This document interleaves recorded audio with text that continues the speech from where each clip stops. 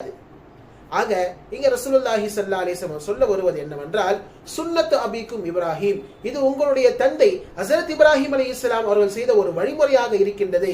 எனவே யார் யாரெல்லாம் குர்பானியை கொடுக்கின்றீர்களோ ஃபத்தீபு பிஹா நஃப்ஸா, அவர்கள் மனமுவந்து குர்பானியை கொடுங்கள்.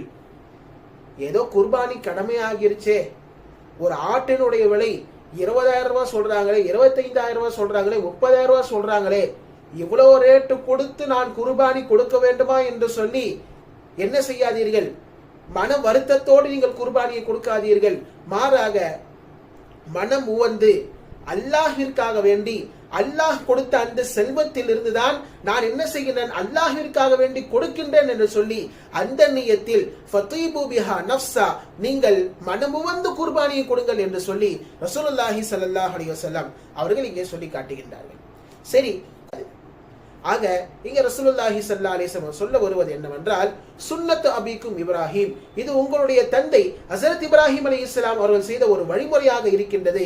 எனவே யார் யாரெல்லாம் குர்பானியை கொடுக்கின்றீர்களோ ஃபத்தீபு பிஹா நஃப்ஸா, அவர்கள் மனமுவந்து குர்பானியை கொடுங்கள்.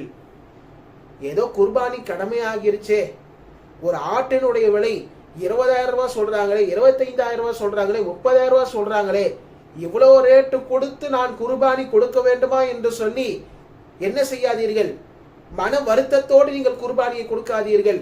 மாறாக மனம் உவந்து அல்லாஹிற்காக வேண்டி, அல்லாஹ் கொடுத்த அந்த செல்வத்தில் இருந்துதான் நான் என்ன செய்கிறேன், அல்லாஹிற்காக வேண்டி கொடுக்கின்றேன் என்று சொல்லி அந்த நியத்தில் ஃபதீபு பிஹா நஃப்ஸா, நீங்கள் மனமுவந்து குர்பானியை கொடுங்கள் என்று சொல்லி ரசூலுல்லாஹி ஸல்லல்லாஹு அலைஹி வஸல்லம் அவர்கள் இங்கே சொல்லி காட்டுகின்றார்கள். சரி,